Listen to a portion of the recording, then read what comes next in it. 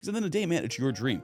You cannot expect anybody else in this world to believe in your dream more than you. But I have two business partners, right? So one focuses on content, one focuses on operations. I focus on the business development. I love the game of business. You want to build a personal brand because people buy from those they like, know, and trust, period.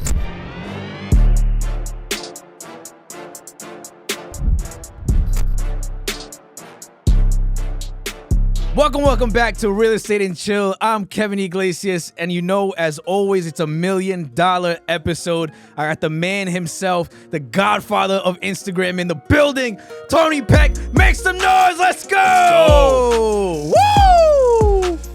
Oh man, making it rain. Making it money, rain. Kev. What the fuck, bro? Nah, you got the money in the trunk, man, and probably a couple other things too in there.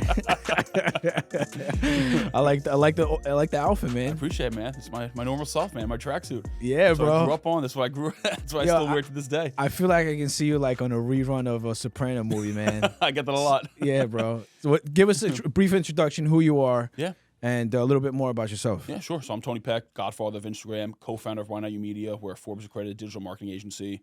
We help businesses and brands generate leads from social media. So we do a lot of content creation, advertising, and a lot of consulting work on strategy. And I'm also the host of a networking community called The Circle. So that's more of a passion project because when I started my business, there was nothing like it. So I wanted to create my own networking community to help other entrepreneurs and business owners. And on top of that, a little sprinkle is I host the largest charity golf outing in the tri-state. Actually, in the country, I'm working on fact checking that. I don't want to, misspeak, but let's check ChatGPT on that. Exactly. But I get over 1,500 people to come out to the charity golf outing. Golfing? Yeah. So I get 300 golfers, and I get 1,500 people to the networking cocktail reception in the evening, which is really cool. And I'm sure you blend in your cigar. Of course, and a lot of golfing cigars. I have 50 vendors at the cocktail hour. 50 food vendors. trucks, steakhouses, Italian restaurants, empanada companies, Spanish restaurants, cigar rollers, and everything in between. Ice cream companies, cookie companies. So it's a cool time. All right, give us the breakdown of how that all started. Like, obviously you would have to start small and then work your way up. Yeah, absolutely. So I was going to golf outings. I just started golfing when I had a business. Never golfed before in my life. My dad would never allow such a thing. That's not a real sport when you're a kid in the Bronx, It's basketball, football, hockey, baseball.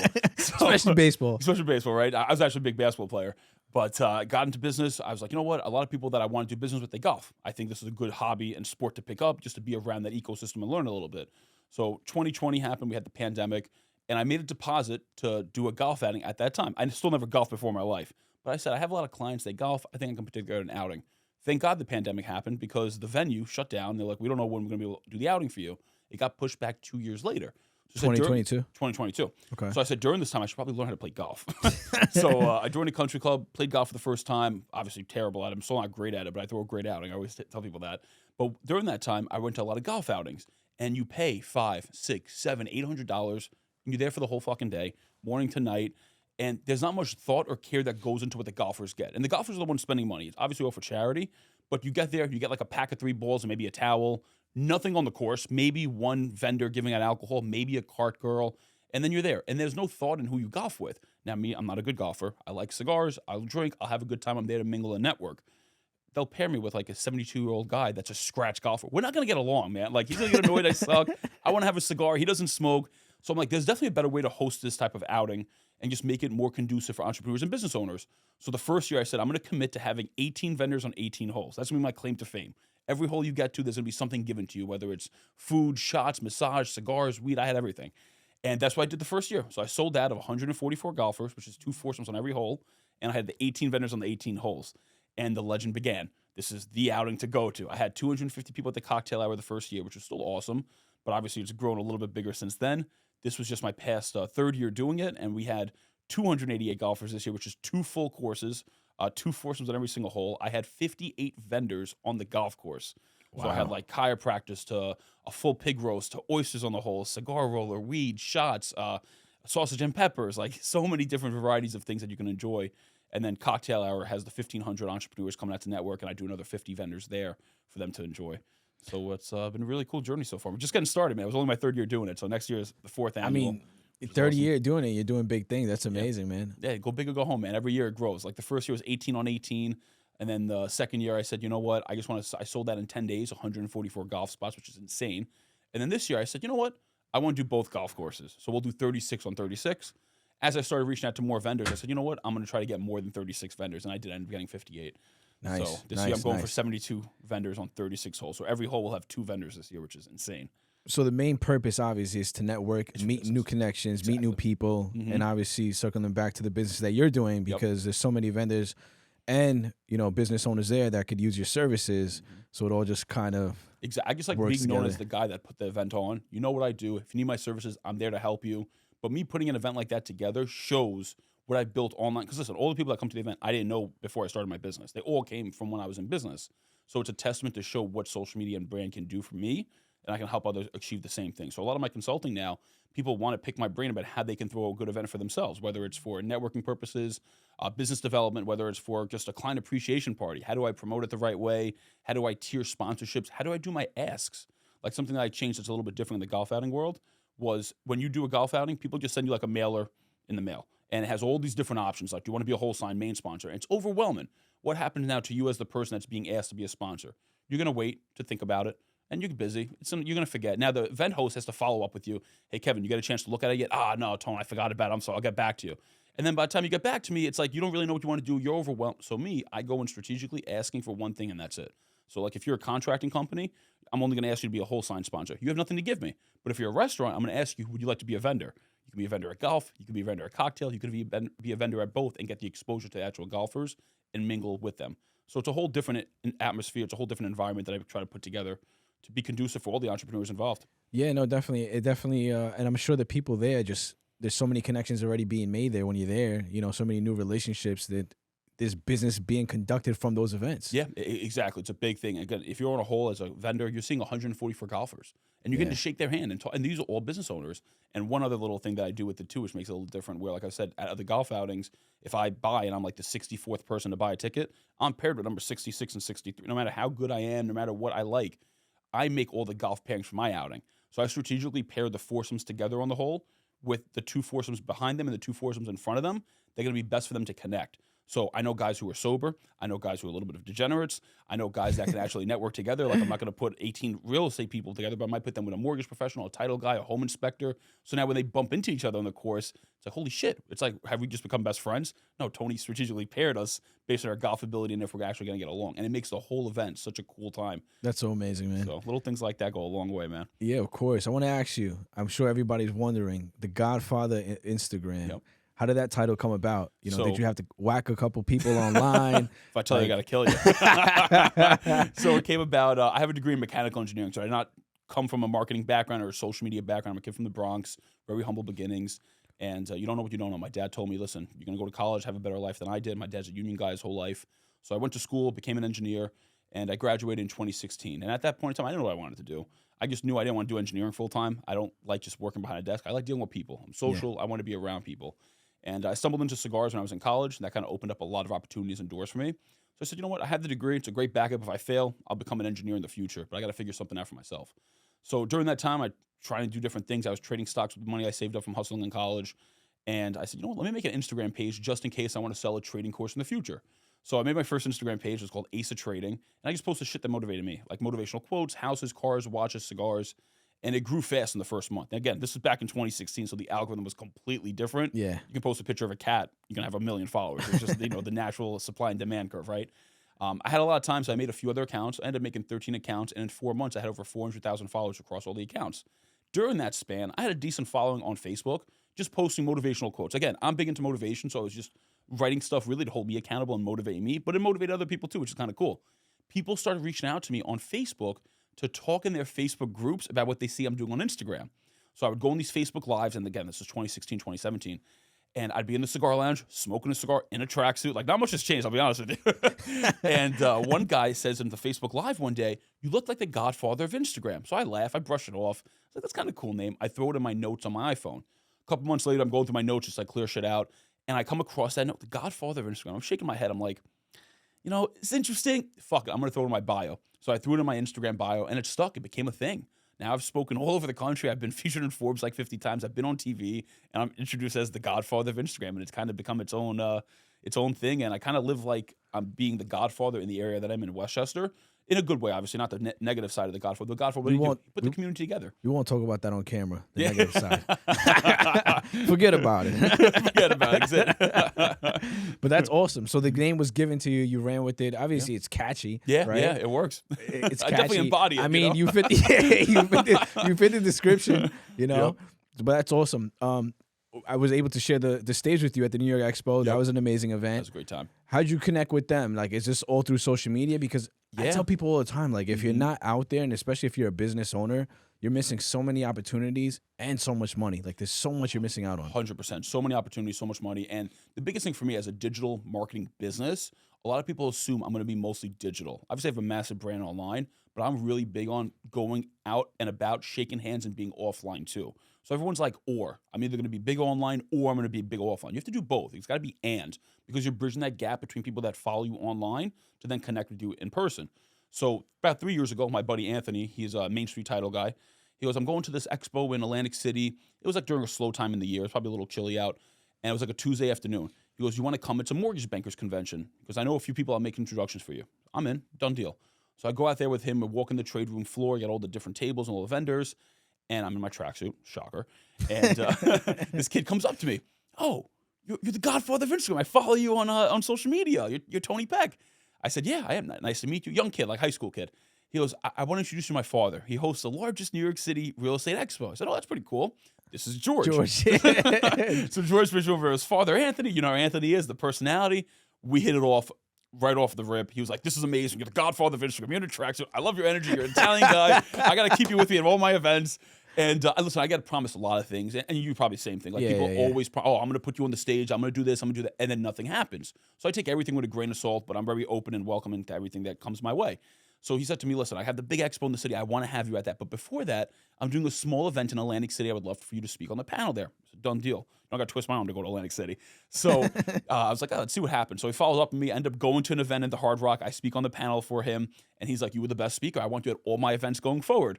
So last year I spoke at the expo at Citi Field, which was an awesome time, and I was back again this year speaking on the panel with you. So it's that's awesome, man. Because of social media and also being out and about offline as well. So it's a combination of the two things. Yeah, you have to. I mean, again, you and obviously people coming up to you like George, and I'm sure so many other people have come up to you at other events. Is that you want to build that online presence where. I love that quote where it says, it's not who you know, it's who knows you. Yeah. So, yeah, I posted that not too long ago the other day, and I said, it used to be about what you know. Exactly. And it used to be about who you know. Right. Now it's about who knows you. That is the most valuable asset you can build. And good thing for all of us, man. I don't come from a background like this. We all have the ability to do so at our fingertips on our phone. Yeah, I tell people all the time, you don't need a whole photography crew. No offense. No offense. Listen, I have a marketing business. We do content for clients. And I tell people, you don't need us to do this. I can teach you what you can do, and you have more than enough capability with your phone at your fingertip to get the job. That's how I built my brand. Yeah, so it's definitely possible. It's at your fingertips. And again, I just feel like people make a lot of excuses of why I can't do it. You know, either they don't like the way they look, they don't like the way they talk, they're not confident enough. And guess what? It doesn't work if you don't work. Exactly. People don't want to work. I think that's what it comes down to, too. Like, it's not easy. And I talked about my strategy on the expo with the outbound engagement. And I remember I told how many actions to do. You should send out 300 messages a week. And everybody gasped, like, oh my God, that's so much. I can never do that. What do you expect? Like, that's what you got to do. If you're not making the money right now, you have the time. You have to focus spending that time to generate money. And that's a money-producing activity while also building the brand at the same time. But I think the negativity with social media is that people think it's just instant gratification. Like it's just going to happen overnight. And when you're building a business, we both know that it doesn't happen overnight. There's a lot of sweat equity that you have to put into your business. You got to do the things that you don't want to do to grow the brand and grow the business. Like when we started this podcast, we didn't know how it was going to go. But again, you have the bigger picture in mind, the vision, and then the support all came and it just blew up. Yeah. You know what I mean? But it's just, again, it's that compound effect, right? It's just little victories start to compound into that big victory. I call it chipping at the rock every day. And this was my high school yearbook quote. There was a guy, he had a hammer. He was trying to chip at a rock to break through because there was gold on the inside of the rock. And he gave up after swinging 99 times. He never broke through. He walks away, leaves the hammer on the floor. Another guy comes, swings the hammer once, breaks through and finds the gold. So I live by my mentality of you want to chip at the rock every single day because you never know how close you are at breaking through. But if you're not chipping, you're never going to break through. And that's the big thing with a lot of people. Like, you can build a strong business offline, never touch online. And it might have taken you 15 years. You know, I work with guys that have been in business 10, 15, 25 years, but they think because it's social media, they're going to build a bigger brand in 2 days. That's not realistic. You can build it faster than you could offline, but it's still going to take you time. It might take you 3 years, but that's quicker than 15. But that's the perception that people have it online. It's just instant, when it's a lot faster than offline, but it's not instant still. Let me ask you a question though, because again, what you've built is amazing. Obviously, you're here. You're a guest here because you're doing amazing things. Yep. But also, you had, correct me if I'm wrong, a speech impediment when you were younger. Yep. And now you're speaking on so many different panels, and you're doing a TED Talk. I am, bro, which is mind blowing, right? It Because is. I feel like for any speaker, a TED Talk is like The pinnacle. Yep. exactly. Yep. Been a big goal of mine for a while. Exactly. So the fact that you're doing that, having a speech impediment when you were younger, just goes to show your character. Nothing holds you back. You don't make excuses, and you're just gonna make it happen by any means necessary. Yeah. So how did you overcome that? Because there's so many people who just stick in their mental prison and just get overwhelmed by the fear that's non-existent that they could overcome, but it's their insecurities that don't let them. Yeah, listen, I was made fun of as a kid with the speech impediment. I would say words like dwink instead of drink, and twuck instead of truck, and pita instead of Peter. And I would get poked fun of because of it. But my thing was, because I wasn't good at it, I knew I had to get better at it. So I think I was a little more conscientious of improving myself as a speaker, because I came from a background of being made fun of for how I spoke. So it kind of gave me a little bit chip on the shoulder and like, okay, I know I can become better at this. I just need to learn how to. So I focus a lot of my time and energy into becoming a better communicator. And I owe a lot to cigars. So my TED Talk isn't going to be about the speech impediment, how I got into cigars, how cigars made me into a better communicator and learned how to create better relationships with people that I never would have the chance to otherwise. And then wrapping it all together with how you can find places that may not be cigar lounges, where you could also learn how to communicate better and build relationships with people that you never would have the chance to otherwise. So I'm really passionate about that. That's awesome, man. That's awesome. I don't know who would be making fun of you, bro. You're a big dude. I guess in grammar school, I was like the Jolly Green Giant, a friendly guy. But times have definitely changed now, and now it's my mission to let other people know. That's the name of our company, Why Not You Media, to let you know that anybody can achieve what they want to achieve, so why not you? And that's the whole premise of what we try to do with online and helping people achieve their goal. So let me ask you this, because now that I'm getting into speaking events and being a speaker in multiple places, how did it feel when you got the news of like, all right, you got accepted and we want you to be the TED, a TED Talk speaker? It was huge, man. Like that's been a goal of mine for years. Like even before I got into business, like I've just been watching TED Talks. I think the talks are awesome. They're super informative. Like this would be so cool to speak on a TEDx stage. And it was just an exciting moment. Like I'm only 30 years old, so I thought it was going to happen a little bit later in life. So to happen at this milestone, which again, this next decade for me is going to be a huge decade. That's how I look at it. So to be able to start the decade off with a TED Talk is really, really exciting stuff. And next year I'm going to be coming out with a book as well. So piggyback off the TED Talk with the book, and then just get into more corporate speaking gigs. Yep. Marketing. Marketing. You got to strike when the iron's hot. You had that leverage, you had that credibility. You put everything together at the right time, the right place, and things start to open up for you. But again, that's marketing, because anytime you see a celebrity doing something, let's just say outlandish or something out of the norm, it's like, oh, they got a movie coming out. Yep. Or, oh, this artist got an album coming out. Yep. So it's smart marketing that you're doing. I mean, obviously you know what you're doing, right? Yep. And that's what's helped you propel in online and in person. Yeah. Because again, I feel like sometimes when you meet somebody online, they're not the same person that that they portray on social media. That's a big thing, man. I tell people all the time, you have to be you. You have to be authentically yourself. And listen, not everyone's going to like you. There's plenty of people that don't like me. I curse. I smoke cigars. I wear track. You're not going to see me in a suit. So if you expect to do business, I'm going to show up in a suit. We're not going to get along. So you get all this on social media off the rip. So you can make the decision, do I like this person or not? Now, what ends up happening is you're definitely going to get people that don't like you, which is great. You're unqualifying them, and you're not going to do business with them, even if you did get the chance to sit in front of them, they're not going to like you. And what ends up happening, the people that like you, they end up loving you. And that's a stronger bond with the audience than you want versus just trying to appease everybody, because you're never going to get everybody that like you. It's not realistic. No. So just be you, and you're going to really attract the people that like and respect you as you, and you're going to attract others that are similar in thinking as you are. But I posted this today too on my Instagram too. Is like the people who hate on you are always the ones who are doing less than you. Yes, always. I've never met someone that's more successful than me that's hating on me. No, not They're at here all. to help you. They're here to encourage Collaborate. you. Collaborate. Yeah, it's a big difference when you see people above you and what they're doing at that level versus the people that are lesser and doing less things than you with how they think and what they are acting on. Yeah, I mean, it's a shame because again, I said this on the post is you would think those people would actually reach out to you for like advice or try to collaborate or just try to mastermind, but I think their insecurities is what they see something in you that's lacking in them. Yes. Yep. You know what I mean? It's like a jealousy thing, I think. Well, of course, with success, don't be successful if you don't want to be hated on, and Yeah. if you're not ready for the jealousy, the envy, Mhm. because it all comes. Yep. It's like a package deal. It is. I will say the one thing that's helped me throughout my journey, I've been full-time for myself 6 years. And in the beginning, I got made fun of vigorously by all people I went to school with. And I just blocked it out. I blocked them. I just didn't give a shit. Comment. It's more engagement for me. But what I want to tell the audience, I think this is really valuable for you at any part of your journey, whether you're new to social media, you've been on there for a while, you have a big brand, you want to stay baseline. So to me, it's when I get applauded or I get any congratulations or positive affirmations, I don't care. I built this by myself. I believed in me at day one. I don't need you to believe in me. I'm appreciative of it. I'm grateful for it, but I don't need it. And then same way when you're negative to me, it doesn't affect me because the positive doesn't affect me. So if you stay baseline, neither good or bad will affect you. Now, when you get really hyper and positive about the positive stuff, then the negative stuff will affect you. Oh, without a doubt. So if you can stay baseline, like I don't care if you're going to say good or bad, I'm still going to do me, and I know what my end goal is going to become. It changes the game for you. So that's the mentality I've had the last 6 years, and it's held me well. It definitely has. Again, that's completely accurate, because again, the people who are so lost and treat social media like it's real life, if that makes sense. Yep. You're getting all the people rooting for you, they're cheering for you, the compliments are coming in, and then when somebody says something negative, it's like It destroys you. yeah. It's like it takes you out of the game. You're Yeah. discouraged. You're upset, but because you had 100 positive things that one you can't look at it that way, right? No, I've never looked at it that way. Just to be clear, like Yeah. I don't care what people say at all. No, it doesn't You know? matter Yeah, it because at doesn't the end matter of at the all. day, I knew myself before I started this business. Of Before everybody course. knew me, I knew what I was going to be able to achieve. So like this TED Talk isn't a shock to me. I'm proud of it. I'm grateful for it, but I'm not shocked by it. I expected this at some point to happen. That's what I've been working towards. You know what I'm saying? Like Yeah. it's not like I just woke up one day, I got the tech. No, I've been grinding to get to this point to be able to speak do a TED Talk. So it wasn't a shock.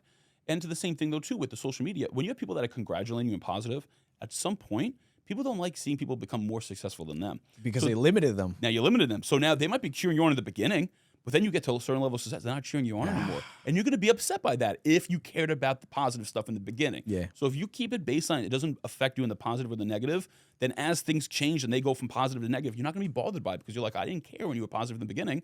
Because at the end of the day, man, it's your dream. You cannot expect anybody else in this world to believe in your dream more than you. Not your mother, your father, your sister, anyone close to you. It's not their dream. So to expect that, I don't think is fair to anybody else. You have to believe in it yourself. And by the time you start to see success, you're going to have people support you. But at that point, you don't need it because you're like, I did this. I got here without anyone else believing in me. So what else can I achieve now? And it's funny that you say that, because I feel like with social media, what I'm realizing is that it's always the strangers who support you the most. Yes. And the people who are closest to you. I'm not saying all of them. Yep. But I would say a good percentage of them are the ones that you said are stop supporting you now, Yep. because they're like, oh, like, I don't want them to get bigger than me. I don't want them to get to do more things than me. It's or a they just jealousy, didn't ego expect thing. you to accomplish those things. Yeah. And they're just like, how? Yeah, it's almost like a mystique type of thing. Like, Yeah. how did you do it? Like, I've been grinding. I'm working when you're not working. Like, it's just But I tell people that all the time. Again, same thing with motivational quotes. I'm all about them as well. Some people don't like them. Some people hate them. Yep. I think with motivation, obviously you need discipline, because you could have all the motivation in the world. If you don't have the discipline, I agree. it doesn't matter. Yep. But I think with that being said, is that those people who limit you, it's they just can't grasp of it's in you. It's not on me. It's in you. Yes. If that Yep. makes sense. Yep. Like I know what I you could be mean. in a blank white tee, Doesn't matter. name brand, no name brand Start me shoe. from zero. Exactly. It's in me. I'll build It's it in right me. back up. It doesn't Exact- matter. Put me in 100%. North Dakota. Put me in a different fucking state. No, Yeah. I'll build it back up. But that's what I'm We're saying. the person. Exactly. That's what it is. It doesn't matter. But I think that's a wonderful thing. Look, what I could see, what I'm seeing, correct me if I'm wrong. Obviously, I'm sure it's happening now. But when you're speaking on all these events, you're leveraging them to get bigger stages, going on bigger stages, putting out the book, obviously getting paid to speak.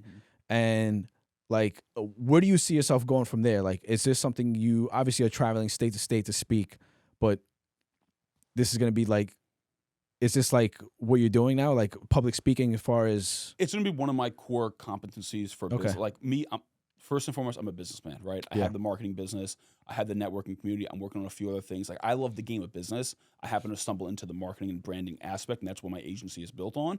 But I'm the business, but I have two business partners, right? So one focuses on content, one focuses on operations. I focus on the business development. I love the game of business. So businessman first. Second thing, investing. And then third is a speaker. So those are my three core competencies and lanes I'm going to be building over the next decade and decades to come. So this whole TED Talk and the book is my outlet to be able to build to get into bigger corporations to speak to them.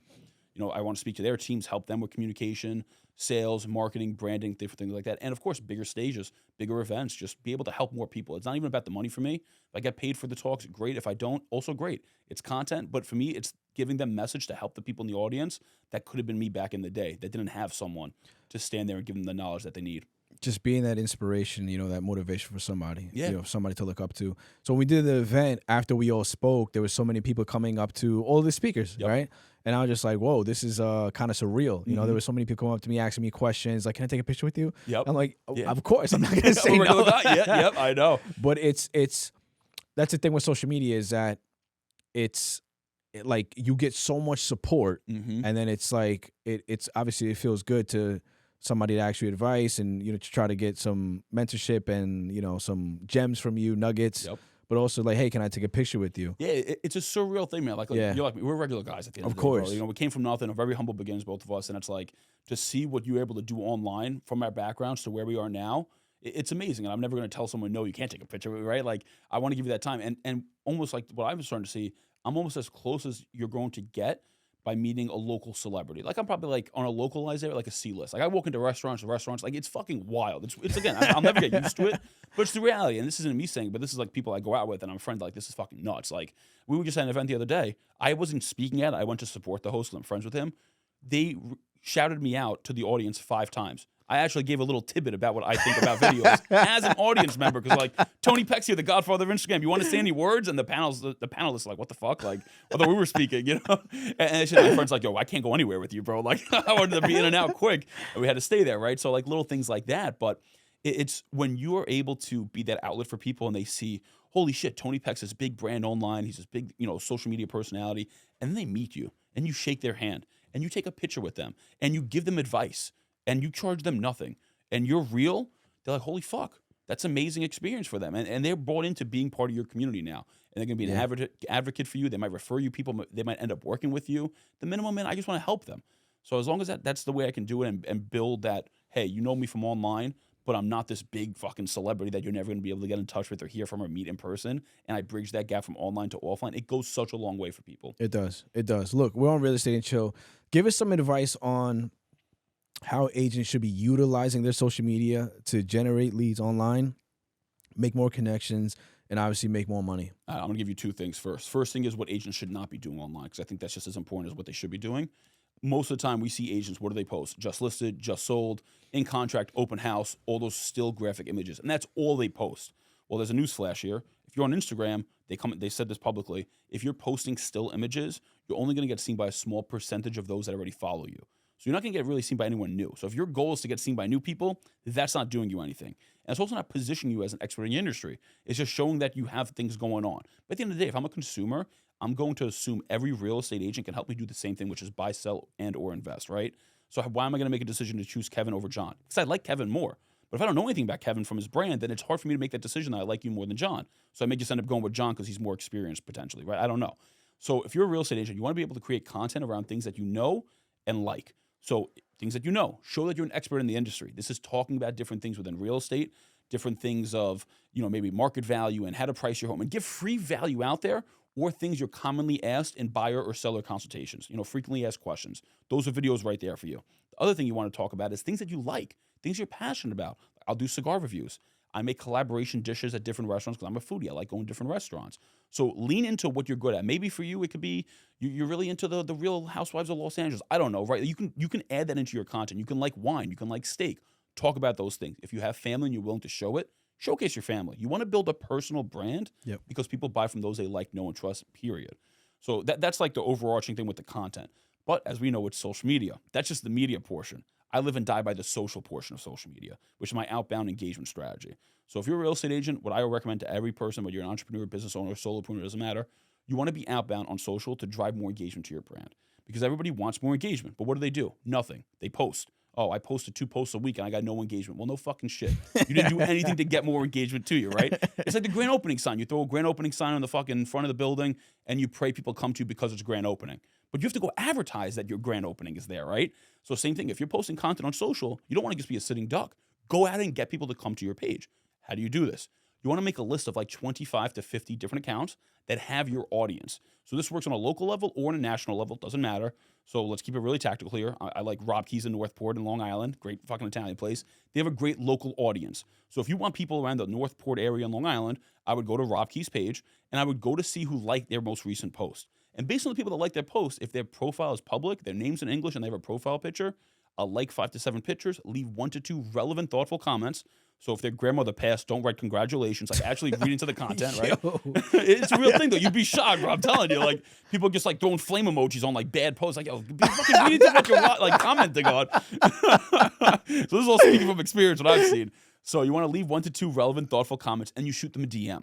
Now you have a few different DMs you could send. You can send like an offer. So it can be an incentive if you're like a different business. Obviously, if we're talking about real estate, you really have an offer to give unless like it's free consultation. You can give an introductory message and or you can ask a question. And you just create a conversation because, you know, as I know in business, it's not about shooting out a DM and getting a deal immediately. You're building and cultivating relationships with people that you can do business with now, in the future, or with their sphere of influence. And that's the opportunity you have on social media. Like during the pandemic, everything shut down. My network grew. Because I would just do that. I would sit on my fucking phone and make new connections. And then when the pandemic fucking everything opened back up, what happened? I had so many new people to meet with. So you want to take what you're meeting with people online and then bring them offline to connect even further and deeper. So what do you think, like, I mean, you gave us a lot of gems, a lot of knowledge. What do you think, like, the 3 best strategies are for a real estate agent, video-wise, content-wise? Mm-hmm. So I don't want to say strategies, but like the type of content, right? Right. So one should be definitely value about real estate. And again, now this can apply if you're an experienced agent, right? Lean into your experience and your expertise. Talk about all the things you've done, all the things you know. You can walk through different case studies, different crazy buy stories, crazy sell stories, whatever your target demographic. You want to work backwards from the goal of who you want to attract. So if you don't want to attract, you know, rentals, don't talk about rentals. Talk about the listings that you want to focus on. If you're not a seasoned agent and you're a little bit newer and you're a little bit behind the ears, you don't have as many things that you've done in the pipeline in the past, then talk about the journey as an entrepreneur, as a real estate agent, because as a real estate agent, you're a business owner, man. So talk about, I did 200 cold calls today. Show the hustle, because people are going to respect that. And they're going to say, I want this kid to fight for me. I want him behind me on my team. I don't want the older person that's not going to give me their time. So no matter what stage you are in business, you have an advantage to lean into. Some people just think it's a disadvantage. So it's learning to see your disadvantage as an advantage. That's number 1 right there. The number 2 is you have to be active and engaging. So you can post all the content you want, but if you're not actively engaging on other people's content, don't expect other people to engage in your content. And then the third thing with the content is you want to create content around things that you are passionate about. And this could be a series. This could be maybe you like highlighting local businesses in the area. Go to different local businesses, collaborate them. Now you get in front of their audience and their audience gets to see you as well. So it's a win-win relationship right there. So those are the main things I would say to focus on. But it comes down to, again, you have to lean into your strengths. If you're a quiet person, then your content will come off that way. And that's okay. But lean into it. Don't try to be this charismatic person if you're not. I'm a little more outgoing. That's me. But you exactly who I am online is who you're going to see me as offline. And that's probably the biggest thing to take away when it comes to creating content on social media. A lot of gems, man. A lot of gems. Appreciate it. Not just good looking, Kev. Come on. What do you see, like, all right, so like the just listed on the contracts, Yep. you know, just solds, those should be turned into videos, testimonials. Yes. Yep. I'm big on. So, okay, all those stag images, just make them a highlight on your page. You can do a just sold highlight, an open house highlight, a reviews highlight, like people see all the fucking Zillow reviews. Don't post those on your feed, man. You're just clogging the feed with bullshit. If I'm a consumer, if I see 3 or 4, fine, you're pretty good. You got a few fucking reviews. Keep them all in your highlight. You want to translate whatever you can into video format.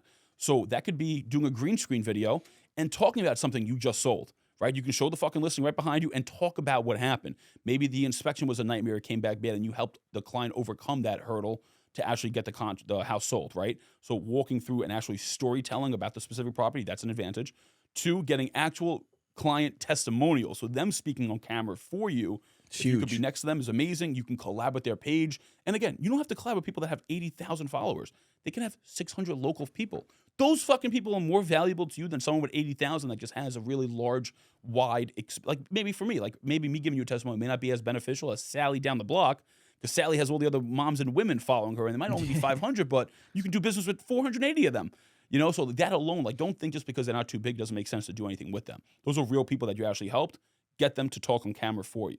If you have to incentivize them, fucking incentivize them, man. Give them a goddamn Starbucks gift card for $20, right? You want that testimonial because people will see, like, oh shit, they were willing to give a testimony. They must have did something right by them. So that's huge right there in setting in the reviews. And then lastly, too, it's like you just want to translate anything you have written into video. So this comes down to holiday stuff. We're entering the holiday season right now, right? What do we see during the holidays? The Happy Thanksgiving fucking post. The Merry Christmas, just the static image with a fucking Christmas tree. Take your phone out, put it in front of your face, and be heartfelt and genuine, wishing people a Happy Thanksgiving or a Merry Christmas. Say from the bottom of your heart, tell them what you got going on the holiday, and that's your video. Be fucking real. And now we have such an opportunity nowadays because so many people don't want to do those things. So when you do those things, you're standing out now. And it's not like you have to do that much. It's just going against the grain, right? Every realtor is fucking running ads on Zillow. But guess what? They're not fucking doing anything on social the right way. So if you're doing stuff on social in the right way, you're going to be at an advantage right then. You're going to create that market share and close, and you're going to bridge a gap between people that are behind you that aren't going to be able to catch up in the future. So I talked to this about new agents that are in the business, that are a little bit younger in the business, maybe 5 or 10 years. They haven't been as seasoned as a 20 or 30-year-old veteran in real estate, but they're going where the attention is. You're going to start taking market share, especially when that older agent's not on social. They might be better. They might know more. But if the consumer never fucking hears about them, then how are they going to get the business? They can't. And they're going to start losing that market share over time. So we're at a fucking awesome point for younger guys, for older people to want to build deeper. And you just got to lean into the advantages we can take advantage of. And that's social media right now. I agree. I mean, I couldn't have said it any better. I appreciate that. Thank you. I agree. And again, speech impediment to you. The number one thing I feel like with you is energy, like your personality, right? People gravitate towards you for who you are. Same thing with me. Like just yesterday, man, I got like 3 DMs just on my energy. Like, we love your energy. We love it. And to me, it's like, I'm just being me. Yes, like, it's that's not the like best thing. Yeah, it's just weird. Like everybody always says, like, oh, we need your energy we need you at the event. We need your energy. We need your energy. Yep. And it's just like, this is just who I am. You know, Yeah. it's not a show. It's not fake. No, it's just who you are. Online, offline, it's just who we are. And that's a cool thing when you have that, like I tell people too, listen, I can give you the exact strategies I did. You can do everything I did from day one to where I am today. And you might not have as big of a brand as I do, or you might have a bigger brand. At the end of the day, I'm a character. Godfather of Instagram, but that's who I am as a person. And some people, like I said, you might be a little more boring, but fuck, there's a lot of people that I follow that are super boring, super stoic, super stern, but they're fucking thought leaders, man. They know their fucking shit A to Z, and I like to consume them because I learn, right? I don't love their energy. They're a little fucking boring, but the fucking value they give is so aces, man. Like, I'll consume them for hours. So it doesn't matter if you're boring or not boring. Like, just lean into you as an individual. It's when I'm energetic and I try not to be energetic, that's where the mishap happens. Or if you aren't not energetic and you try to put on this fake charisma, you're going to fall short because then people are going to meet you in person. Oh, you're a little fucking weird. You're not exactly who I thought you were going to be. You don't want that. That's the worst thing that can happen for your brand long term. I agree. What's the name of the book that you have coming out? Because I don't think you told us. Haven't come up with a name yet. I'm going to launch it by my birthday, which is May 27th. So I try to always do something big on my birthday because I get a lot of attention that day. When's your birthday? May 27th. May 27th. Yep. Nice. Yep. So that's a good tip for a lot of the audience people too. What day of the year do people reach out to you the most? Typically people's birthdays. Yeah. Take advantage of that opportunity of all that attention to drop something. So I dropped my networking community this year on my birthday. All the people that text me, hey, by the way, for my birthday, I'd love for you to check it out. Like, you can give an ask because they're reaching out to you that day. Yeah. So I'm big on that. That's a little tidbit I've been doing for a couple of years now. I dropped my YouTube channel on my birthday one year. Like, little things like that go a long way, and you want to just try to corral the right time and the opportunity to strike. So the book, though, I'll give you the premise of it. I'm going to do it as every day of the week, you have a page. So let's say, what's today? November, whatever it is, 15th. It would be, is it November 15th? I don't even know. I don't know. Sure. 14th. 14th. There you go. So November 14th, you go to the page. It would be a motivational quote, and then my thoughts elaborating on that quote. So it's supposed to be a quick, easy read, no biography, nothing like that. A timeless book to help other people get motivated and stay motivated. Because again, I want to do more motivational talks in the future. So I'm trying to build the brand out that way for the corporate gigs. Cover of the book. You in a tracksuit cigar? Maybe. Could be. Potentially. We'll see. Just title the book. Forget about it. Forget about it. Think about it. Open the page. That's it. Use the hand signal too.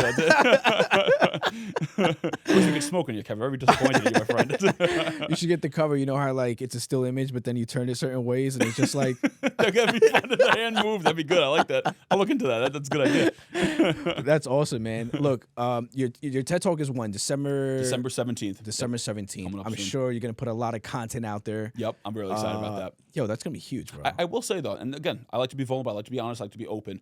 All the talks I do typically now, I just know the overarching topic. I'll get on stage. I can let it rip for an hour straight. I love Q&A format too because I can get really deep with the people that are asking that question. The TED Talk's a little different though. It's the first talk I've had to memorize a speech. I've never had to do that. because there's so many strict. What people don't realize with TED Talks, Yeah. there's so many strict guidelines, and you can't talk about politics, No. religion. Can't self-promote. You can't talk about this. You can't talk about. There's a lot of off the cusp things. So what my talk got approved, that's the talk I have to give on stage. Otherwise, I don't get to go on the TED YouTube. So obviously, you want to go on the TED Yeah, YouTube. of course. Channel. It wasn't going to be on the TED YouTube. So I have to really stick to memorizing my speech, which is a whole different muscle for me to flex because I'm really big on delegating. I have a lot of digital tools like my reminders app, my calendar.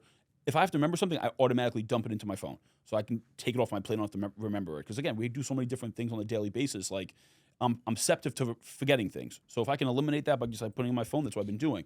So I've lost that muscle of memorizing things. So this has been a different journey for me to get ready for this TED Talk, but I'm excited to give it. And the TED Talks are only within 15 to 18 minutes or so? I think it's 7 to 18 minutes. Mine's going to be about 13 minutes, so right in the middle. Right in the middle. Okay. And the good thing is it's talking more about past experiences for me, like my journey with the cigar lounges and everything. So it's a lot of stuff from memory. Authentic. Yeah, it's authentic. it's So it's not easy. like I have to remember, okay, this is a specific point I want to hit across. Like it's just coming from my backstory, which is nice. And then there's a few sentences that are I kind of formulated around my backstory that I just have to remember because it's not like part of my story. It's just like a tip or a tidbit. Yeah, to definitely. include. I mean, again, just that accomplishment alone, man, it's gonna be huge, bro. Yeah, no, I'm excited, man. It's gonna be a really good time. I'm sure you're gonna sell out that. Yeah, we're almost sold out already, which is awesome. And it's gonna be a great way to kickstart the new year. That's how I'm looking at it too, right? Right, the end of 2024, going into 2025 Q4 with the with TED a Talk. bang. Yep, exactly. So I'm looking forward to it, man. I'm pumped. That's awesome, man. Yo, I appreciate you coming by, man. Appreciate you having Anything you could leave us off with before we sign off? I get asked this a lot. Again, I'm gonna go back to I'm big on I built my business, I built my brand with relationships, right? With building a network of quality people of all different levels, of all different types.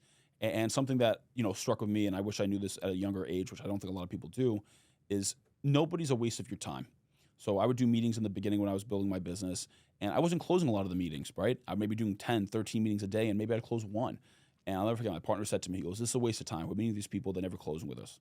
It's not. They're not a waste of your time. Because one, you're getting better doing the reps, so take the fucking meeting. You're polishing your craft. You're learning different objections, how to handle them, how to talk to them, the cadence, what are the questions going to be asked to you, how to sell to people, right? You're just doing more reps, just like in the gym. And then past that, you never know who that person's going to become or who that person's going to meet. And I've gotten a lot of deals through the last 6 years from people that I met 4.5 years ago that never signed on with us, but they had a friend that does business and they need our help and they referred me to them because I did right by them in the beginning. So always take that meeting, always shake their hand, always be real, always show up. And again, just be yourself, be genuine, man, and people are going to respect that and they're going to feel that and they're going to gravitate towards you because of that. Like I built a brand by being me. And I have no intention of ever stopping that. I'm just getting started, man. But that's the beauty of it. Yeah. It's just being you. There's nothing. You're not selling anything. Like it's just man. authentic, man. What you see is what you get, bro. Like you want to have a cigar, have a cigar. Like that's what it is. I do a lot of meetings like that, and it's lean into your strengths though. Lean into what you enjoy because when you do, you get to just build something so much bigger than you could if you were doing something you don't like to do. Because people can sense it, they can feel it. Of course. When people want to, if people want to go support you, the TED Talk, where can they buy tickets and where can they go see you? It's in Stamford, Connecticut. It's going to be in Stamford, Connecticut. So you can come onto my Instagram page, at Tony Pec, TonyPec_, and I'll be posting about it. I have a post up on the page that says the TED Talk, and from there you can follow the TED page for Stamford and you get the tickets through there. Awesome, man. Yeah, I know you're going to crush that stage. Appreciate it, man. I'm sure you're going to hit a lot more stages. We'll look forward to the book. Yep, thank you, man. Thank you. Just getting started. Again, congratulations on all your success. Appreciate you coming by. The handle, where can people reach out to you? Instagram for sure, Tony Pec, TonyPec_. Maybe you guys drop it right here. Yeah. There you go, Tony Pec, man. All right, man. That's it. Awesome. Another $1 million episode. Of course, man. We'll look forward to everything that you're doing. Congrats again on all your success, bro. And make sure you hit the subscribe button, share this episode, hit the notification bell, and we'll see you on the next one.